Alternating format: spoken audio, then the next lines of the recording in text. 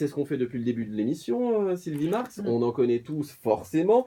Elles ne montrent pas leur fragilité. La critique les mine. Elles considèrent que tout leur est dû. Elles n'écoutent pas ceux qui sont en désaccord. Elles critiquent par derrière. Elles enjolivent les succès. Et elles ont peur de prendre des risques. Ça ressemblerait pas au meilleur d'entre nous, ça, par hasard, à notre président? Alors, j'aimerais rebondir sur ce qu'a dit Aristote. Aristote disait qu'il y avait un juste milieu à trouver entre la lâcheté et la témérité. Et en fait, tout est composé comme ça. C'est pas noir ou c'est pas blanc. Nous sommes composés d'égoïsme. Nous sommes composés par un moment d'audace. On se surprend même parce qu'on ne se connaît pas vraiment et on ne se connaît jamais vraiment au fond de nous. On ne fait que ça d'ailleurs. Plus on apprend à se connaître, plus on apprend à se surprendre aussi. Et ce qu'on va regarder, Marc, c'est qu'est-ce que je peux mettre en place en termes d'audace, mais de l'audace en termes de confiance en soi. Il est judicieux d'être un petit peu audacieux, mais en même temps, être audacieux, c'est construire mon estime de soi. C'est construire qui je suis. Si je construis trop fort vers le curseur négatif, je vais vers cet égoïsme en prenant tout ce qui m'est positif pour moi. Si je vais trop vers cette audace, eh bien, je vais déranger beaucoup de gens et je vais manquer d'humilité aussi. En fait, on va voir que le film est mince. L'égoïsme, c'est un défaut.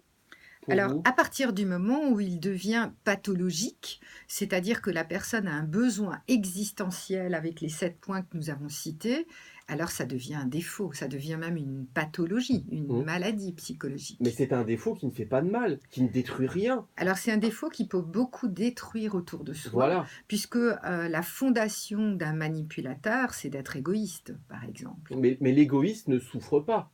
L'égoïste lui-même ne souffre pas, je ne crois pas, Marc. Je pense qu'il peut souffrir aussi parce qu'en fait, il s'enferme dans sa tour d'ivoire. Est-ce que les égoïstes s'entendent bien avec les autres égoïstes ? Alors là, c'est une très bonne question. En fait, les égoïstes ne s'entendent pas entre eux, mais chaque personne ne s'entend pas entre eux. C'est-à-dire que quand l'autre devient mon miroir, il devient dérangeant. Donc à partir du moment où il y a un égoïste qui est face à un autre égoïste, ils deviennent tellement en miroir qu'ils ne peuvent pas se blairer, quoi. Par exemple, je donne le stage samedi matin sur les enfants, avec les enfants à partir de 3 ans, où les parents déposent les enfants. Et je dis toujours, l'enfant qui vous dérange le plus est celui qui vous ressemble le plus. Donc l'enfant qui va déranger le parent le plus, c'est celui qui lui ressemble. Alors quand les parents entendent ça, ils disent « Waouh, c'est incroyable !» Ben oui, bien sûr. L'enfant qui est le plus proche de nous. Donc là, pour les gens au niveau de notre vie, ben c'est exactement pareil. Alors, il y a quelques années, pour la DRAS, j'ai inventé un processus sur l'idée du cahier thérapeutique. Ça, c'est à faire pour tout le monde. Oui, celui-ci est franco-québécois et il nous permet justement d'identifier. Alors, j'invite les auditeurs, auditrices pour apprendre à davantage se connaître, à prendre un petit carnet qu'ils vont poser sur leur table de nuit. Et puis, tous les jours, ils vont mettre la date et ils vont noter une chose qui va leur faire plaisir.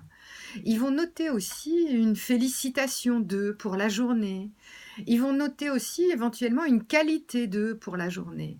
Mais ils vont aussi faire une colonne à côté en notant une chose qui les a dérangés dans la journée et un défaut d'eux dans la journée.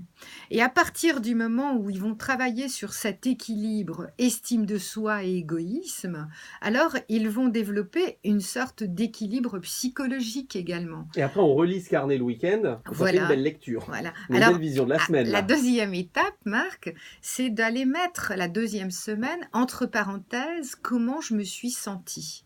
Par exemple, quand vous m'avez offert un café ou pas offert le café tout à l'heure, et bien du coup, c'est ça m'a fait plaisir ou ça m'a dérangé et comment je me suis sentie. Donc, entre parenthèses, je vais marquer quelle émotion est venue. Et là, je travaillerai en même temps sur le corps mental et en même temps sur le corps émotionnel. Vous voyez comment elle fait passer ces petits messages, Sylvie Marx, parce que je me rends compte qu'effectivement, je ne lui ai pas proposé de café.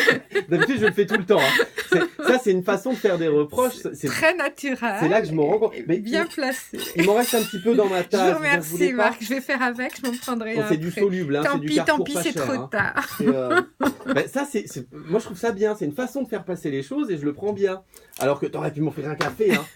Là, je vais faire la gueule pendant Bien 24 sûr, heures. on va se servir du contexte. La communication non violente, c'est toujours de se servir du contexte. Voilà, je suis dans tel événement ou dans telle situation, voilà ce qui se passe. Mais le carnet, c'est très bien, je sais que vous en parlez à chaque fois.